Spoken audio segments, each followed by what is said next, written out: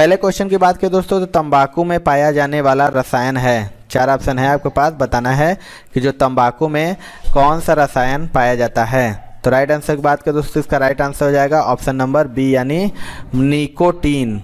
बात करें तो तंबाकू में निकोटीन नामक एल्केलॉयड नामक रसायन पाया जाता है और यह पदार्थ शरीर में उत्तेजना पैदा करता है।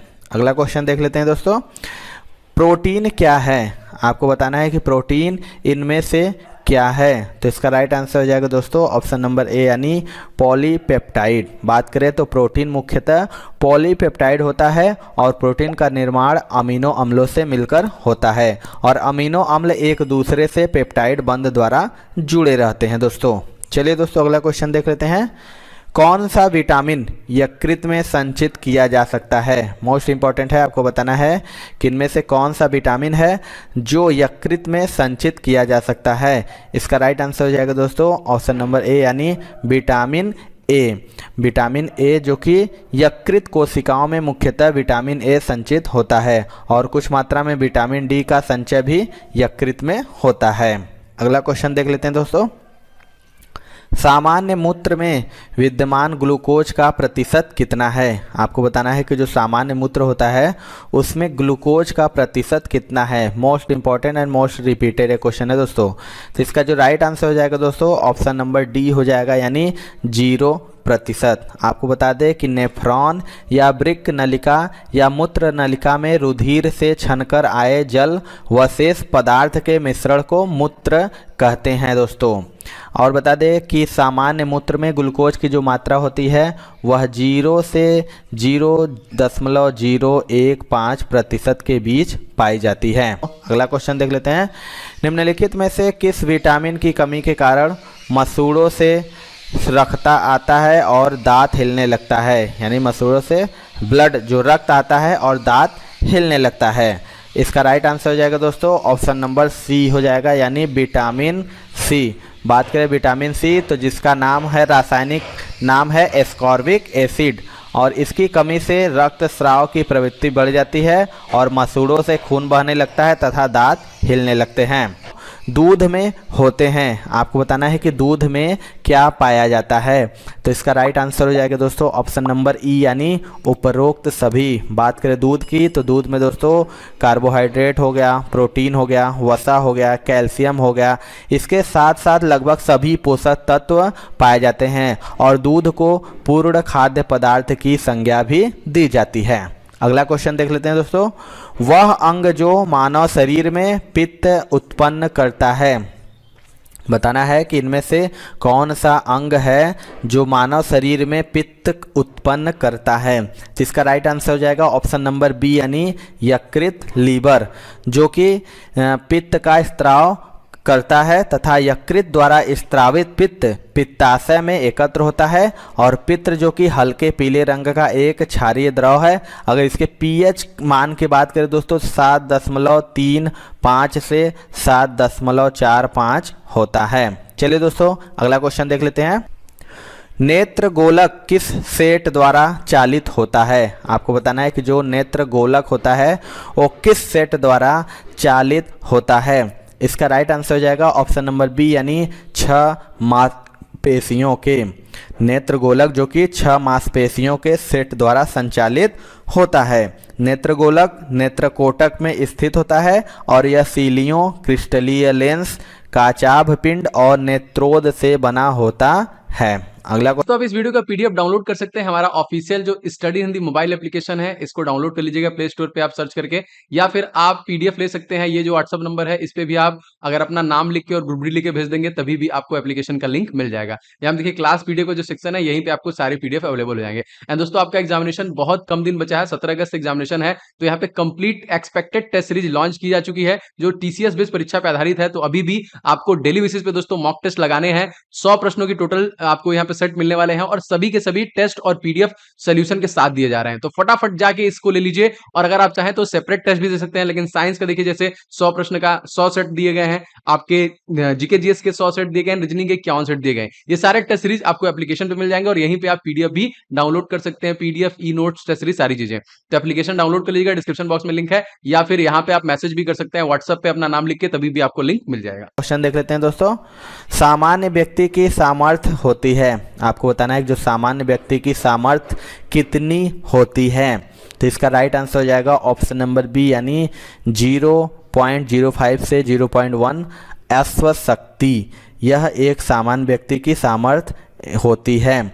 एक अश्वशक्ति के बराबर अगर बात करें तो 746 वाट के बराबर एक अश्वशक्ति होता है। अगला क्वेश्चन देख लेते हैं दोस्तों। मशरूम में बहुतायत में मिलता है, यानी मशरूम में क्या पाया जाता है अधिक मात्रा में। तो इसका राइट आंसर हो जाएगा दोस्तों ऑप्शन नंबर ए, यानी प्रोटीन। मशरूम की बात करें दोस्तों तो मशरूम में 91% जल और 3.7% प्रोटीन और 0.6% अन्य पोषक तत्व पाए जाते हैं और यह एक कवक है। चलिए दोस्तों अगला क्वेश्चन देख लेते हैं। अधिकतम शाकाहारी प्रोटीन पाए जाते हैं, आपको बताना है इनमें से सबसे ज़्यादा शाकाहारी प्रोटीन किसमें पाया जाता है। तो इसका राइट आंसर हो जाएगा दोस्तों ऑप्शन नंबर बी, यानी दालों से। बता दें कि अधिकतम जो शाकाहारी प्रोटीन होता है वो दालों में पाए जाते हैं और प्रोटीन का मुख्य कार्य ऊतकों की मरम्मत करना होता है। अगला क्वेश्चन देख लेते हैं। आइरिस का क्या काम होता है, आपको बताना है जो आइरिस होता है उसका कार्य क्या होता है। तो इसका राइट आंसर हो जाएगा दोस्तों ऑप्शन नंबर ए, यानी आँख में जाने वाले प्रकाश की मात्रा को नियंत्रित करना। बता दें कि आँख में कार्निया के ठीक पीछे एक पर्दा होता है जिसे आइरिस कहते हैं और आइरिस का जो कार्य होता है आँख में जाने वाले प्रकाश की मात्रा को नियंत्रित करना होता है। अगला क्वेश्चन देख लेते हैं दोस्तों।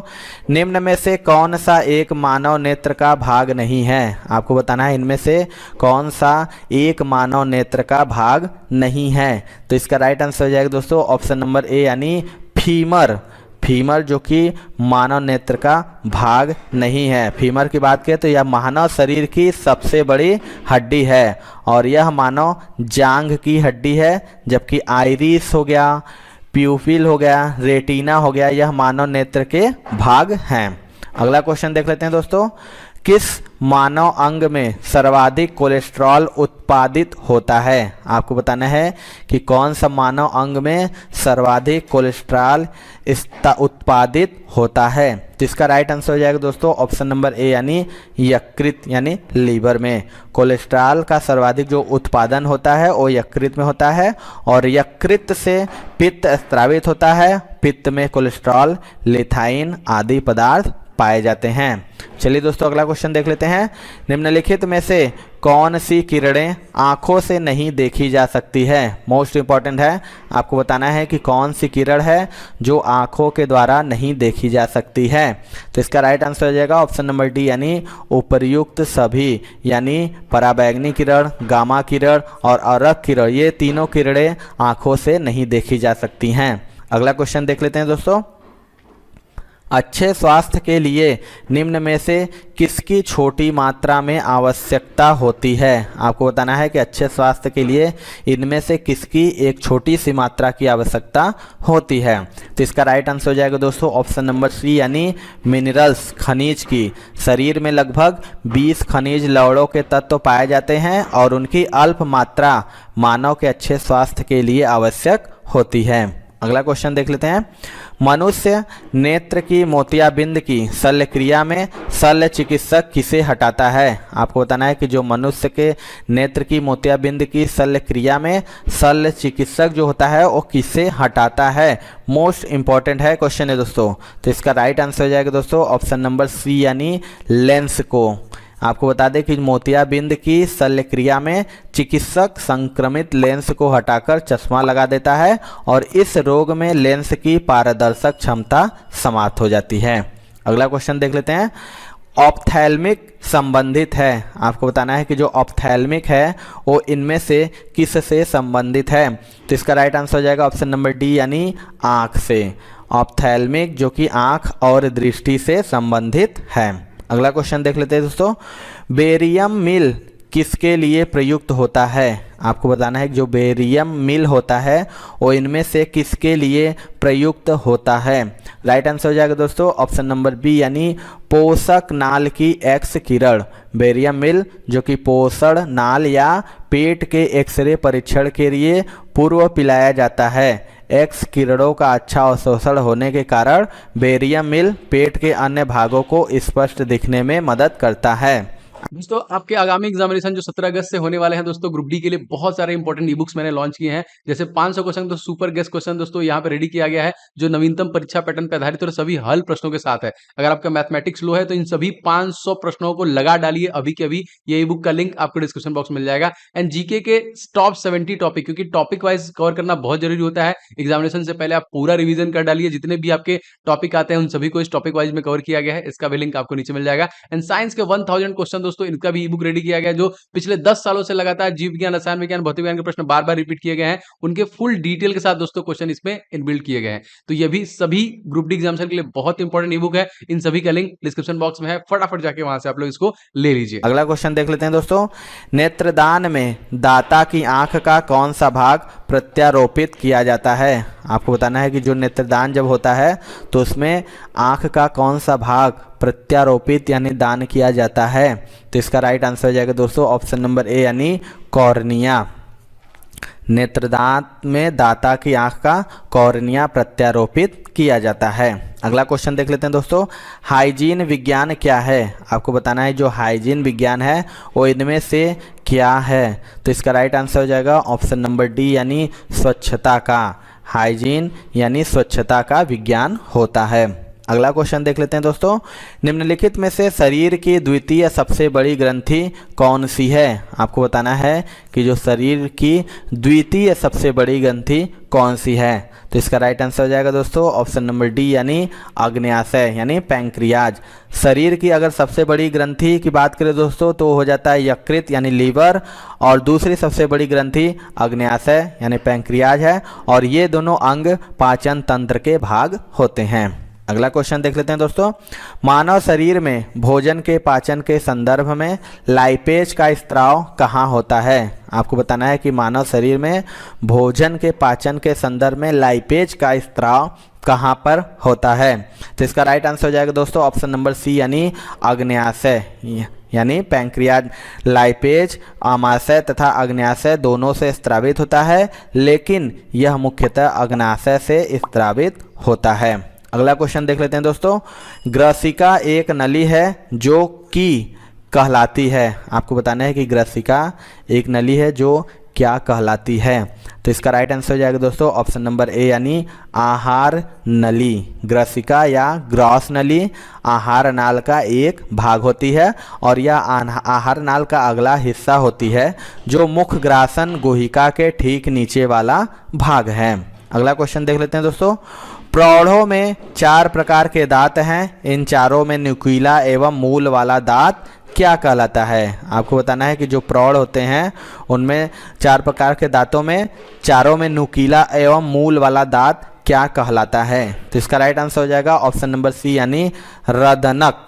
आपको बता दें नुकीला एवं मूल वाला दांत रदनक कहलाता है, और मानव में 8 कृंतक दांत, 4 रदनक दांत और 8 अग्रचवक तथा 12 चवर्णक दांत होते हैं।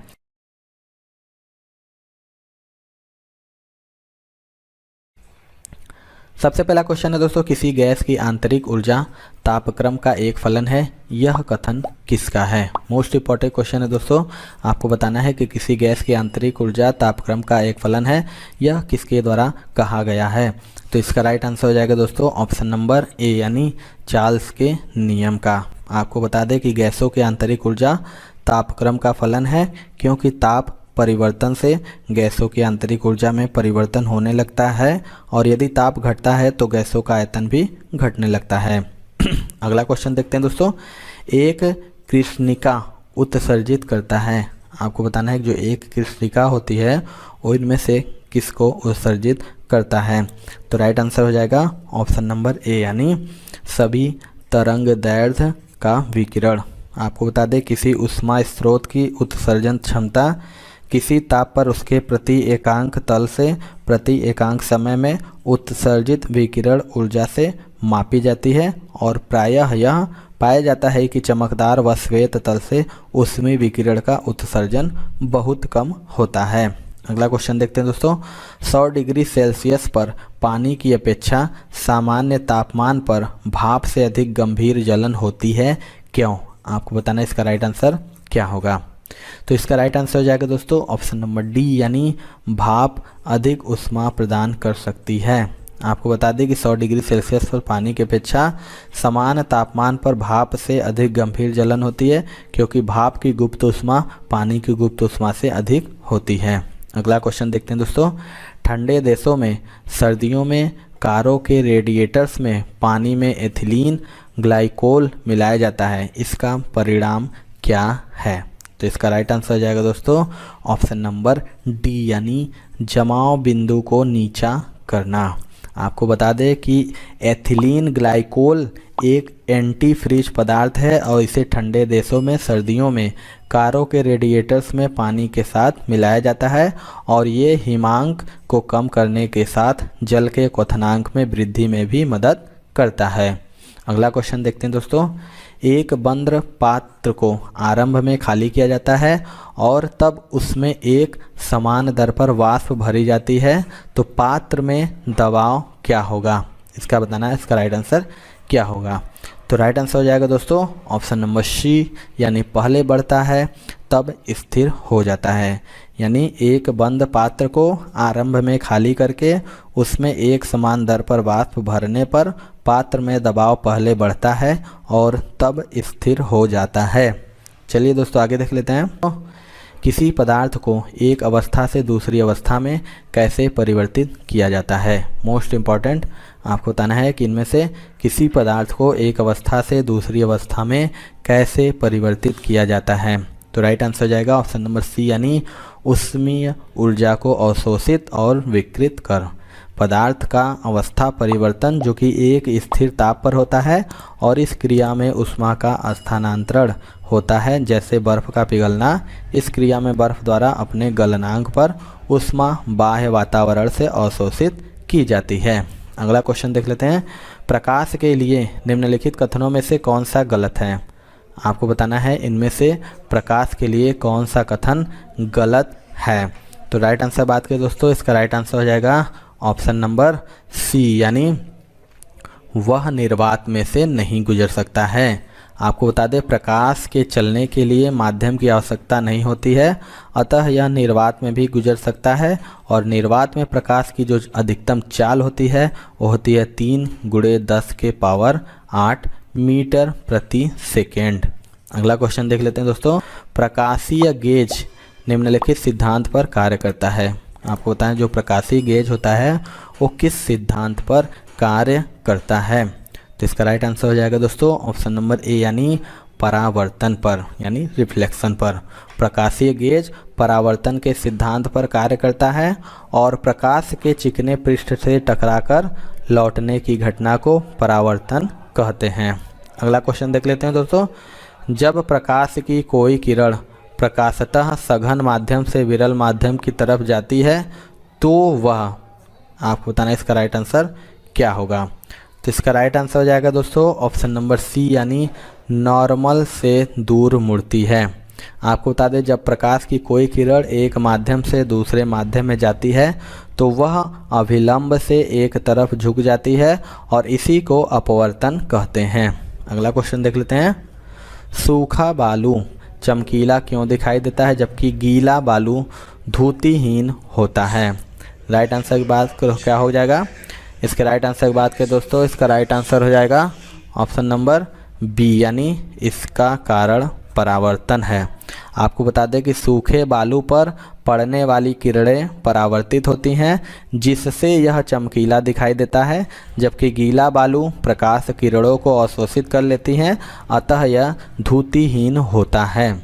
अगला क्वेश्चन देखते हैं दोस्तों। मछुआरे को तालाब के किनारे मछली को भाले से मारने की कोशिश में उसे क्या करना चाहिए? आपको बताना है इसका राइट आंसर क्या होगा। तो इसका राइट आंसर हो जाएगा दोस्तों ऑप्शन नंबर ए यानी मछली के नीचे ध्यान लगाना चाहिए। आपको बता दें कि जल के अंदर की मछली अपवर्तन के कारण अपनी वास्तविक गहराई से कुछ ऊपर उठी हुई प्रतीत होती है, इसलिए मछुआरे को मछली मारने की कोशिश में ध्यान मछली के नीचे लगाना चाहिए। अगला क्वेश्चन देखते हैं। किसी स्वच्छ जल वाले तालाब की आभासी गहराई वास्तविक गहराई से कम दिखती है, इसका कारण है। आपको बताना है कि किसी स्वच्छ जल वाले तालाब की आभासी गहराई वास्तविक गहराई से कम क्यों दिखती है। मोस्ट इम्पॉर्टेंट ये क्वेश्चन है, मोस्ट रिपीटेड। तो इसका राइट आंसर हो जाएगा ऑप्शन नंबर ए यानी अपवर्तन, रिफ्लेक्शन के कारण। आपको बता दें कि किसी समांग माध्यम में प्रकाश किरणें एक सीध में संचारित होती हैं, लेकिन जब प्रकाश विभिन्न घनत्व वाले एक माध्यम से दूसरे माध्यम में प्रवेश करता है तो यह अपने एक रेखीय पथ से विचलित हो जाता है और प्रकाश का इस प्रकार का माध्यम से दूसरे माध्यम में प्रवेश करते समय उसकी सीमा पर अपने रेखीय पथ से विचलित होना ही प्रकाश का अपवर्तन कहलाता है। अगला क्वेश्चन देख लेते हैं। किस गुणधर्म के कारण पानी से भरे बर्तन में डुबाई गई छड़ मुड़ी हुई प्रतीत होती है। 4 ऑप्शन है, बताना है कि कौन से गुणधर्म के कारण पानी में से भरे बर्तन में डुबाई गई छड़ मुड़ी हुई प्रतीत होती है। तो इसका राइट आंसर हो जाएगा ऑप्शन नंबर सी यानी अपवर्तन। आपको बता दें पानी में डूबी हुई छड़ी अपवर्तन के कारण मुड़ी हुई प्रतीत होती है और वस्तुतः अपवर्तन वह घटना है जिसके कारण प्रकाश के एक माध्यम से दूसरे माध्यम में जाने पर उसकी किरणें मुड़ जाती हैं। अगला क्वेश्चन देख लेते हैं दोस्तों। तड़ित की चमक उसकी गर्जन सुनाई देने से पहले देखने में आती है, क्यों। आपको बताना है तड़ित यानी जो बिजली चमकती है उसकी चमक उसकी गर्जन सुनाई देने से पहले देखने में क्यों आती है। तो इसका राइट आंसर हो जाएगा दोस्तों ऑप्शन नंबर सी यानी प्रकाश की गति ध्वनि की गति से अधिक होती है, इसीलिए तड़ित की चमक पहले तथा गर्जन बाद में सुनाई देती है। अगला क्वेश्चन देखते हैं दोस्तों। एक उन्नतोदर दर्पण के सामने रखी एक सीधी वस्तु का प्रतिबिंब होगा हमेशा। 4 ऑप्शन है, बताना है कि एक उन्नतोदर दर्पण के सामने रखी एक सीधी वस्तु का प्रतिबिंब हमेशा कैसा होगा। तो इसका राइट आंसर हो जाएगा ऑप्शन नंबर बी यानी काल्पनिक, सीधा और वस्तु से छोटा, जो कि एक उन्नतोदर दर्पण यानी उत्तल दर्पण के सामने रखी एक सीधी वस्तु का प्रतिबिंब हमेशा काल्पनिक, सीधा और वस्तु से छोटा बनेगा। अगला क्वेश्चन देख लेते हैं। एक अवतल दर्पण की वक्रता केंद्र से जाने वाली किरण के लिए आपतित कोण होगा। आपको बताना है कि एक अवतल दर्पण की वक्रता केंद्र से जाने वाली किरण के लिए आपतित कोण कितना होगा। तो इसका राइट आंसर हो जाएगा दोस्तों ऑप्शन नंबर बी यानी 0 डिग्री। आपको बता दें एक अवतल दर्पण के वक्रता केंद्र से जाने वाली किरण के लिए आपतित कोण 0 डिग्री होगा। अगला क्वेश्चन देखते हैं दोस्तों। जब कोई तरंग किसी दर्पण में से परावर्तित होती है तो परिवर्तन आता है उसके। 4 ऑप्शन है, बताना है कि जब कोई तरंग किसी दर्पण में से परावर्तित होती है तो परिवर्तन आता है उसके। तो इसका राइट आंसर हो जाएगा ऑप्शन नंबर ए यानी आयाम में। आपको बता दें कि किसी दर्पण में से परावर्तन के पश्चात तरंग के आयाम में परिवर्तन होता है और तरंग का आयाम बदल जाता है। तरंग की आवृत्ति, तरंग दैर्घ्य व वेग में कोई परिवर्तन नहीं होता है। अगला क्वेश्चन देखते हैं। हीरे रात में क्यों चमकते हैं। मोस्ट इम्पॉर्टेंट ये भी क्वेश्चन है। आपको बताना है जो हीरा होता है वो रात में क्यों चमकते हैं। तो इसका राइट आंसर हो जाएगा ऑप्शन नंबर बी यानी हीरे रात में इसलिए चमकते हैं क्योंकि उच्च अपवर्तनांक के कारण प्रकाश की किरणें आंतरिक रूप से परावर्तित होती है। अगला क्वेश्चन देख लेते हैं। किसी कंपनिक पिंड के अपनी माध्य स्थिति से अधिकतम विस्थापन को क्या कहा जाता है। आपको बताना है कि किसी कंपनिक पिंड के अपनी माध्य स्थिति से अधिकतम विस्थापन को क्या कहा जाता है। तो इसका राइट आंसर हो जाएगा ऑप्शन नंबर सी यानी आयाम। आपको बता दें कंपन करता हुआ कोई पिंड अपनी माध्य स्थिति से अधिकतम जितना विस्थापित होता है उसे आयाम कहते हैं। अगला क्वेश्चन देख लेते हैं दोस्तों। घूर्णनी मशीनों में गतिकीय दृष्टि से असंतुलित द्रव्यमान उत्पन्न करते हैं। 4 ऑप्शन है, आपके पास बताना है कि घूर्णनी मशीनों में गतिकीय दृष्टि से असंतुलित द्रव्यमान उत्पन्न करते हैं। तो इसका राइट आंसर हो जाएगा दोस्तों ऑप्शन नंबर डी यानी कंपन। आपको बता दें कि घूर्णनी मशीनों में गतिकीय दृष्टि से असंतुलित द्रव्यमान कंपन उत्पन्न करते हैं। अगला क्वेश्चन देख लेते हैं दोस्तों। सामान्यतया कुंजी का प्रयोग दो पुर्जों के बीच किस गति को रोकने के लिए किया जाता है? मोस्ट इम्पॉर्टेंट ये भी क्वेश्चन है। आपको बताना है कि जो कुंजी होती है उसका प्रयोग दो पुर्जों के बीच किस गति को रोकने के लिए किया जाता है।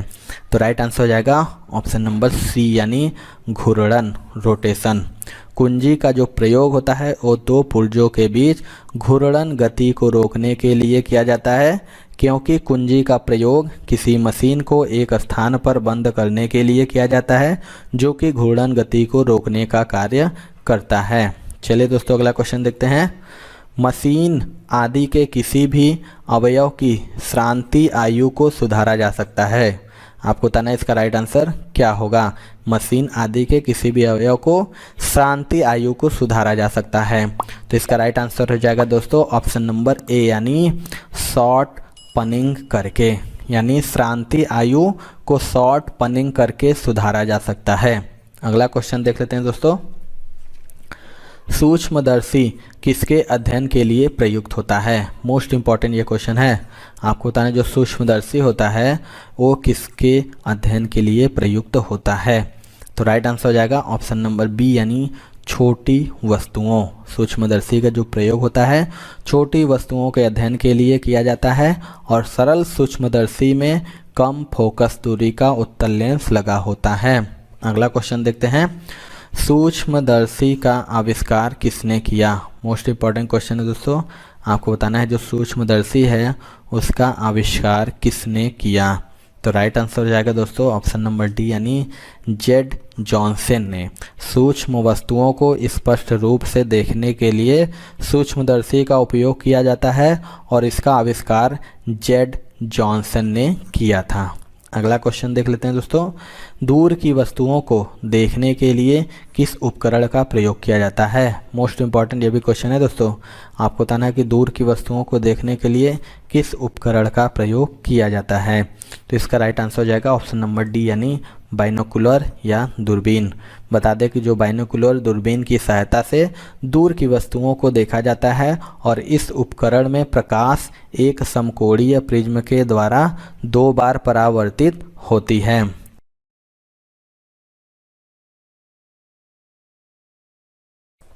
सबसे पहला क्वेश्चन है दोस्तों, पारा का अयस्क क्या है? मोस्ट इम्पॉर्टेंट है। आपको बताना है कि पारा जो है उसका अयस्क इनमें से क्या है, आपको बताना है। इसका राइट आंसर हो जाएगा ऑप्शन नंबर सी यानी कैलोमाइड। बात करें पारा की तो कैलोमल पारा का जो कि एक अयस्क है और यह मर्क्यूरस क्लोराइड होता है। पारे का निष्कर्षण वास्तव में सीने बार नामक अयस्क से होता है।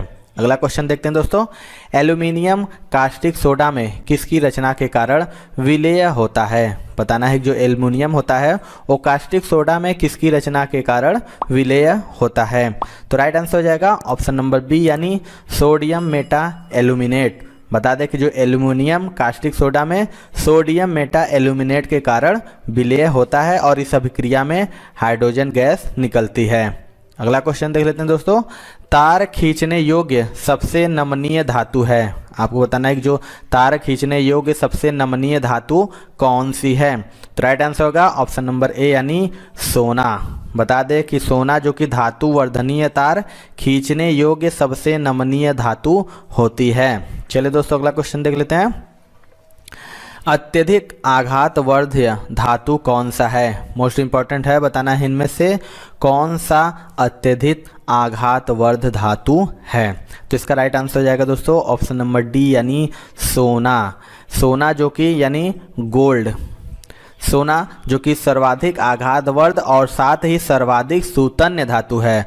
आघातवर्ध्यता और सूतन्यता में चांदी का जो स्थान है वो दूसरा होता है। अगला क्वेश्चन देख लेते हैं दोस्तों। निम्नलिखित में से किस धातु का तार सरलता से खींचा जा सकता है? आपको बताना है कि इनमें से कौन सी धातु का तार सरलता से खींचा जा सकता है। मोस्ट इंपॉर्टेंट क्वेश्चन है। तो इसका राइट आंसर हो जाएगा ऑप्शन नंबर बी यानी तांबा, कॉपर। आपको बता दें तांबे का बहुत ही महीन तार आसानी से बनाया जा सकता है और यह तांबे के सुघट्य गुण के कारण संभव होता है। अगर तन्यता के अनुसार प्रमुख धातु अगर बात करें दोस्तों तो हो जाता है सोना, चांदी, प्लेटिनम, लोहा, निकेल, तांबा, एल्यूमिनियम, जिंक, टीन और लेड। अमलगम में रहता है, आपको बताना है कि जो अमलगम में रहता है उनमें क्या रहता है। तो राइट आंसर हो जाएगा दोस्तों ऑप्शन नंबर सी यानी Hg, यानी पारा अन्य धातुओं के साथ मिलकर धातुई घोल बनाता है जिसे अमलगम कहते हैं। अगला क्वेश्चन देख लेते हैं। किस तरह की वेल्डिंग प्रक्रिया में इलेक्ट्रोड का व्यय होता है? आपको बताना है कि कौन सा वह प्रक्रिया है जिसमें वेल्डिंग प्रक्रिया में इलेक्ट्रोड का व्यय होता है। तो इसका राइट आंसर हो जाएगा ऑप्शन नंबर सी यानी आर्क वेल्डिंग। आर्क वेल्डिंग प्रक्रिया में इलेक्ट्रोड का व्यय होता है और इसमें वेल्डिंग रॉड की आवश्यकता होती है। इस प्रक्रिया से की जाने वाली वेल्डिंग में मुक्त होने वाला ताप जोड़ी जा रही धातु को गला देता है ताकि उसे प्रविभाज्य रूप से जोड़ा जा सके। अगला क्वेश्चन देख लेते हैं। बेसेमर प्रक्रिया का उपयोग किस में होता है? आपको बताना है जो बेसेमर होता है प्रक्रिया होता है उसका उपयोग इनमें से किस में होता है। Most important. तो इसका राइट आंसर हो जाएगा ऑप्शन नंबर बी यानी इस्पात स्टील में। बेसेमर प्रक्रिया की आविष्कार की बात करें तो 1850 ईस्वी में हेनरी बेसेमर ने किया था और इस प्रक्रिया द्वारा बृहत मात्रा में ढलवा लोहे से इस्पात बनाया जा सकता है। अगला क्वेश्चन देख लेते हैं दोस्तों। थर्मिट वेल्डिंग है एक प्रकार का, आपको बताना है जो थर्मिट वेल्डिंग है वो एक प्रकार का क्या है। तो राइट आंसर हो जाएगा ऑप्शन नंबर सी यानी फ्यूजन वेल्डिंग। थर्मिक वेल्डिंग जो कि फ्यूजन प्रकार की वेल्डिंग है और इसमें जोड़ी जाने वाली धातु के चतुर्दिक प्रतितापित थर्मिट स्टील के द्रव द्वारा वेल्डिंग की जाती है। अगला क्वेश्चन देख लेते हैं दोस्तों। निम्नलिखित में से किसे स्ट्रैटेजिक धातु कहते हैं? आपको बताना है कि इनमें से किसे स्ट्रैटेजिक धातु कहते हैं। तो राइट आंसर हो जाएगा ऑप्शन नंबर सी यानी टाइटेनियम। बता दें टाइटेनियम, क्रोमियम, मैग्नीशियम, जर्कोनियम आदि जैसी धातुओं का उपयोग रक्षा सामग्रियों के निर्माण में किया जाता है क्योंकि ये धातुएं हल्की होती हैं और टूट फूट का सामना करती हैं और वायु में लंबे समय तक पड़े रहने पर भी इनका संरक्षण नहीं होता है। अगला क्वेश्चन देखते हैं दोस्तों। निम्नलिखित में से कौन सा तत्व स्वतंत्र अवस्था में पाया जाता है? मोस्ट इंपॉर्टेंट है दोस्तों ये क्वेश्चन। आपको बताना है कौन सा तत्व जो कि स्वतंत्र अवस्था में पाया जाता है। तो इसका राइट आंसर हो जाएगा ऑप्शन नंबर सी यानी सल्फर। बता दें प्रकृति में सल्फर मुक्त और संयुक्त दोनों अवस्थाओं में पाया जाता है। मुक्त अवस्था में सल्फर ज्वालामुखी क्षेत्रों में पाया जाता है और ऐसे क्षेत्रों में इटली एवं जापान प्रमुख है और शेष पदार्थ बहुत क्रियाशील है, प्रकृति में मुक्त अवस्था में नहीं पाया जाता। यानी ये आरडी, मैग्नीशियम, फास्फोरस ये मुक्त अवस्था में नहीं पाया जाता। अगला क्वेश्चन देख लेते हैं दोस्तों। 80% से अधिक वेल्डिंग क्षमता होती है। आपको बताना है इनमें से 80% से अधिक वेल्डिंग क्षमता किस में होती है। इसका राइट आंसर हो जाएगा ऑप्शन नंबर डी यानी उपर्युक्त में से कोई भी नहीं। आपको बता दें कि प्रतिशत तक दी गई किसी भी वेल्डिंग की क्षमता नहीं होती है। अगला क्वेश्चन देख लेते हैं दोस्तों। स्टेनलेस स्टील निम्नलिखित की मिश्र धातु है। आपको बताना जो स्टेनलेस स्टील होती है वो किसकी मिश्र धातु है। तो राइट आंसर हो जाएगा ऑप्शन नंबर डी यानी लोहा और क्रोमियम की। स्टेनलेस स्टील जो कि लोहा, क्रोमियम और निकेल का मिश्रण होता है और स्टेनलेस स्टील में जंग नहीं लगती है और शल्य क्रिया औजार स्टेनलेस स्टील से ही बनाए जाते हैं। अगला क्वेश्चन देख लेते हैं दोस्तों। कांच निम्नलिखित का मिश्रण है। आपको बताना है जो कांच है वो इनमें से किसका मिश्रण है। तो इसका राइट आंसर हो जाएगा दोस्तों ऑप्शन नंबर सी यानी बालू और सिलिकेट। कांच जो कि बालू और कैल्शियम सिलिकेटों का मिश्रण होता है। कांच जो कि विभिन्न क्षारीय धातु के सिलिकेटों का अक्रिस्टलीय मिश्रण भी होता है। चलिए दोस्तों अगला क्वेश्चन देखते हैं। लोहे का शुद्धतम रूप है, बताना है कि लोहे का जो शुद्धतम रूप इनमें से कौन सा है। तो राइट आंसर हो जाएगा दोस्तों ऑप्शन नंबर बी यानी पिटवा लोहा। लोहा का जो शुद्धतम रूप होता है वो पिटवा लोहा है। और पिटवा लोहा में कार्बन की जो मात्रा होती है दोस्तों 0.12 से 0.24% तक, और ढलवा लोहा में सबसे अधिक कार्बन की मात्रा होती है। अगर बात करें दोस्तों इसके उपयोग की पिटवा लोहा की, तो विद्युत चुंबक, तार, जंजीर, जालियां आदि बनाने में किया जाता है। अगला क्वेश्चन देख लेते हैं दोस्तों। किस खनिज अयस्क से लोहा पाया जाता है, बताना है कि इनमें से कौन से खनिज अयस्क है जिसमें लोहा पाया जाता है। तो इसका राइट आंसर हो जाएगा ऑप्शन नंबर बी यानी हेमेटाइट। लोहे का जो निष्कर्षण है वो हेमेटाइट से करते हैं। और यद्यपि पाइराइट भी लोहे का अयस्क है, किंतु इसमें लोहे की मात्रा अपेक्षाकृत कम होती है। अगला क्वेश्चन देख लेते हैं दोस्तों। अधिकांश लोहा निम्न में से प्राप्त किया जा सकता है, बताना है जो अधिकांश लोहा होता है वो इनमें से किस में प्राप्त किया जा सकता है। तो इसका राइट आंसर हो जाएगा ऑप्शन नंबर ए यानी हेमेटाइट। बता दें लोहे का जो निष्कर्षण मुख्यतः हेमेटाइट से करते हैं। अगला क्वेश्चन देख लेते हैं। हेमेटाइट अयस्क है, बताना है कि जो हेमेटाइट है वो इनमें से किसका अयस्क है। तो इसका राइट आंसर हो जाएगा दोस्तों ऑप्शन नंबर सी यानी Fe का। बता दें कि हेमेटाइट लोहे का एक अयस्क है और इसका सूत्र जो होता है Fe2O3, और यह भारत में अधिक मात्रा में पाया जाता है, परंतु इससे अच्छा अयस्क मैग्नेटाइट है। अगला क्वेश्चन देख लेते हैं दोस्तों। चुंबकीय पृथक्करण विधि निम्नलिखित में से किस अयस्क के सांद्रण में प्रयुक्त होता है। आपको बताना है जो चुंबकीय पृथक्करण विधि है वो किस अयस्क के सांद्रण में प्रयुक्त होता है। राइट आंसर हो जाएगा ऑप्शन नंबर डी यानी मैग्नेटाइट। चुंबकीय पृथक्करण विधि का प्रयोग मैग्नेटाइट अयस्क के सांद्रण में प्रयुक्त किया जाता है। चलिए दोस्तों अगला क्वेश्चन देखते हैं। इनमें से बेमेल कौन है, आपको बताना है इन चारों में से कौन सबसे अलग है। तो राइट आंसर हो जाएगा ऑप्शन नंबर ए यानी इस्पात, स्टील। जबकि बात करें दोस्तों लोहा, तांबा और एल्यूमिनियम ये धातुएं हैं, जबकि इस्पात जो कि एक मिश्र धातु है जिसमें अधिकतर लोहा उपस्थित होता है, जबकि कार्बन की उपस्थिति 0.2 से 2.1% के मध्य होती है। चलिए दोस्तों अगला क्वेश्चन देखते हैं। निम्नलिखित में से पॉलीमर है, आपको बताना है इनमें से पॉलीमर कौन सा है। तो इसका राइट आंसर हो जाएगा ऑप्शन नंबर सी यानी स्टार्च। बात करें स्टार्च की तो एक पॉलीमर होता है जो मोनोसैकेराइड के कई अणुओं से जुड़ने से बनता है। अगला क्वेश्चन देखते हैं। मानव द्वारा निर्मित प्रथम संश्लिष्ट रेशा था, आपको बताना है इनमें से मानव द्वारा निर्मित प्रथम संश्लिष्ट रेशा कौन सा था। तो राइट आंसर हो जाएगा ऑप्शन नंबर ए यानी नायलॉन। मानव द्वारा संश्लिष्ट किया गया पहला रेशा नायलॉन था और इसका निर्माण सर्वप्रथम वालेस कैरोथर्स द्वारा वर्ष 1939 में किया गया था तथा व्यापारिक स्तर पर इससे वर्ष 1939 में महिलाओं के लिए जुराबें बनाई गई थी। अगला क्वेश्चन देख लेते हैं दोस्तों। सबसे कठोरतम पदार्थ कौन है। मोस्ट इंपॉर्टेंट क्वेश्चन है दोस्तों, वेरी वेरी इंपॉर्टेंट, मैक्सिमम बार पूछता है। आपको बताना है कि जो सबसे कठोरतम पदार्थ कौन है। राइट आंसर हो जाएगा ऑप्शन नंबर ए यानी डायमंड, हीरा, जो कि सबसे कठोरतम पदार्थ है और इसकी कठोरता मोह पर सबसे अधिक 10 होती है। चलिए दोस्तों अगला क्वेश्चन देखते हैं। हीरा का रासायनिक गुण प्रभावित होता है, आपको बताना है कि जो हीरा का रासायनिक गुण होता है वो इनमें से किसमें प्रभावित होता है। तो इसका राइट आंसर हो जाएगा दोस्तों ऑप्शन नंबर सी यानी रंगहीन। यानी जो शुद्ध हीरा होता है वो रंगहीन पारदर्शक घनाकार क्रिस्टल होता है। जब हीरे को विशेष कोड़ों से काट दिया जाता है जिससे इसमें प्रवेश करने वाले प्रकाश का पूर्ण आंतरिक परावर्तन हो सके तो यह चमकने लगता है। अगला क्वेश्चन देख लेते हैं दोस्तों।